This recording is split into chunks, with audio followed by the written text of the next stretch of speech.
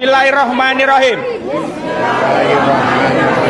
Deklarasi dukungan kami bersama Dr. KMRT Roy Suryo Noto Diprojo MKes, Dr. Eng Rismon Hasyanipar STMT, Eng Rizal Fadila SH, dan Dr. Tifauzia Tiasuma MSc lawan narasi pecah belah anak bangsa oleh Jokowi, tuntut audit forensik ijazah Jokowi.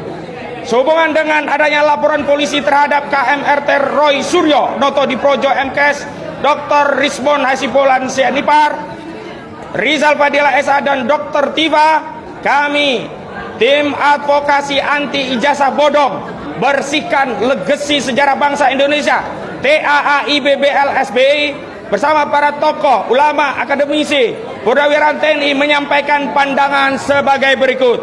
Pertama, kebebasan berserikat, berkumpul, dan berpendapat adalah hak setiap warga negara yang dijamin konstitusi.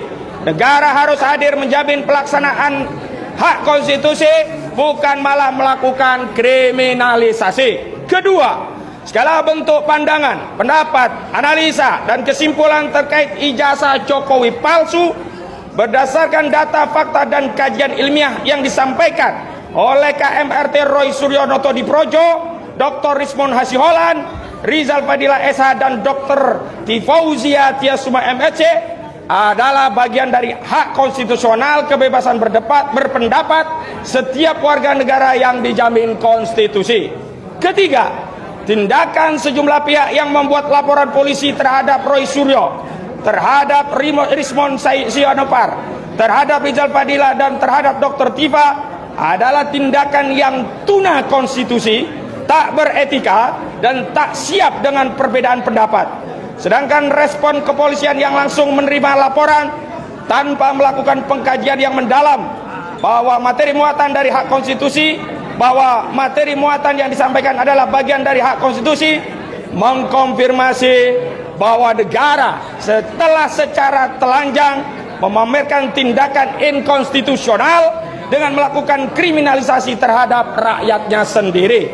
Keempat, tindakan saudara Jokowi yang tidak melakukan pelaporan polisi sendiri atas tuduhan pencemaran dan fitnah ijazah palsunya, lalu membiarkan elemen rakyat lainnya melakukan pelaporan, mengkonfirmasi saudara Jokowi telah melakukan adu domba dan pecah belah elemen anak bangsa tanpa mendapatkan kepastian terkait keaslian ijazah Jokowi.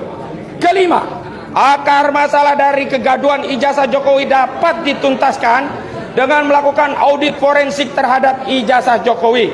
Negara harus hadir untuk melerai perseteruan dan pecah belah akibat kasus ijazah palsu Jokowi ini dengan melakukan audit forensik terhadap ijazah Jokowi. Dengan demikian, polemik ijazah Jokowi ini akan selesai secara ilmiah, elegan, dan bermartabat. Kelima, menghimbau kepada segenap rakyat Indonesia untuk mendukung dan membela pejuang-pejuang kita, Roy Suryo, Rismon Hasiholan, Rizal Fadila, Dr. Tifa, karena sejatinya masalah ijazah palsu ini adalah kepentingan seluruh rakyat Indonesia yang menginginkan Indonesia dapat bersih dari aib ijazah palsu Jokowi yang pernah menjabat sebagai Presiden Republik Indonesia, sekaligus mewariskan legasi sejarah bangsa yang baik bagi generasi selanjutnya. Demikian pernyataan disampaikan Jakarta 30 April 2025, tertanda tim advokasi anti ijazah bodong bersihkan legasi sejarah bangsa Indonesia TAAIBBL SBI, dan sejumlah tokoh purnawirawan TNI, tokoh agama, tokoh akademisi, dan ulama. Takbir! Takbir! Takbir! Assalamualaikum warahmatullahi wabarakatuh.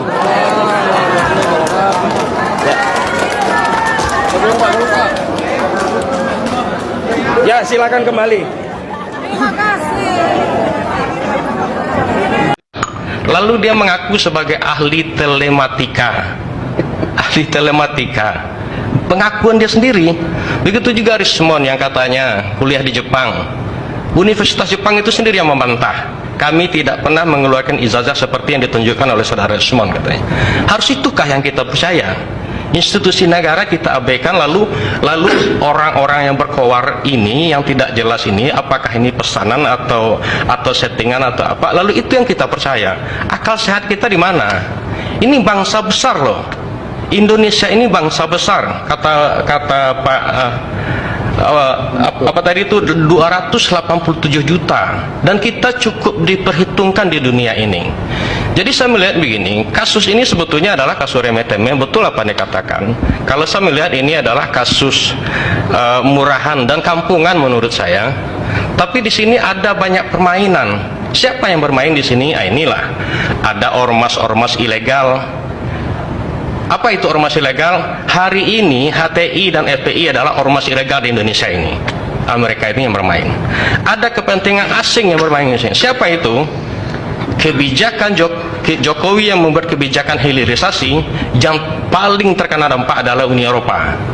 Yang paling tidak senang. Maka Uni Eropa membawa Indonesia ke WTO. 2022 Indonesia dinyatakan kalah. Jokowi tidak bergeming. Uang ini nikel punya saya katanya. Punya Indonesia katanya. Kami berhak mengatur nikel ini atas nama kepentingan negara kami. Kami berhak mengatur nikel ini atas nama keberlanjutan kebutuhan nikel di seluruh dunia. Itu yang disampaikan. Tidak bergeming. Begitu juga kebijakan Jokowi tentang ekspor, dilarang kebun-kebun sawit atau pengusaha-pengusaha sawit itu mengekspor dalam bentuk TBS, tandan buah segar. Alhasil apa? Hari ini TBS harganya sampai 4.000. Dulu ketika menjelang puasa dan lebaran itu sampai 400 rupiah. Kenapa? Karena itu memang mereka yang bermain.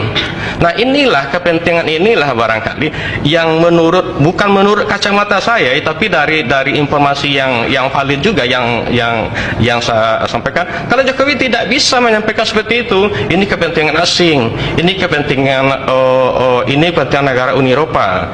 Amerika Serikat juga sangat benci dengan Jokowi. Kenapa? Karena saham Indonesia yang hanya 8% di Freeport sekarang sudah jadi 51%, bahkan 55%, mayoritas. Di samping itu juga dilakukan hilirisasi, dibuat oleh Indonesia smelter di Gresik, Jawa Timur. Emas ini begitu diambil di Freeport di Papua, dibawa dulu di Gresik, dimurnikan dulu, diketahui dulu berapa emasnya. Baik, setidaknya poinnya ini ada intervensi asing, permainan asing yang sengaja mengobok-obok bangsa ini. Diikuti oleh media-media lokal ya, dan orang-orang itu dimodali, dikasih tahu, dan kita mencuriga, kalau kami mencurigai ini memang Rasulullah ini adalah orang yang tidak benar. Ketika dia jadi menteri aja menyagukan lagu Indonesia Raya saja tidak hafal. Pancasila yang hanya 5 sila aja tidak hafal. Lalu itu yang kita percaya. Aduh, saya sudah kehilangan akal sehat seperti itu. Kalau mau mahal seperti ini yang kita percaya, dengan mengaku Dr. Rismon yang katanya kuliah di Jepang, Rosuryo yang kuliahnya loncat-loncat dari komunikasi ke Kesmas, dan sekarang entah apa lagi. Lalu itu yang kita percaya. Jadi ya sudahlah, ini kayak kalau saya melihat tidak salah, S2-nya memang telematika bukan Kesmas. Apanya? Prosuryo. S3-nya telematika. S3-nya belum selesai, telematika. Sudah selesai, udah dokter dia. Iya, itu silakan aja. S3-nya, kalau S2-nya kalau belum dokter pemalsuan juga dia berarti ya. Pemalsuan juga. Udah dokter dia. Justru mereka berdua inilah dia yang ditambah sama dokter yang perempuan itu satu lagi. Ini yang patut kita curigai. Jadi kalau saya melihat seperti ini ya Bung Nasir, cobalah kita sasaran Jokowi dan Gibran ini adalah, kalau saya melihat ini adalah sebagai sasaran antara.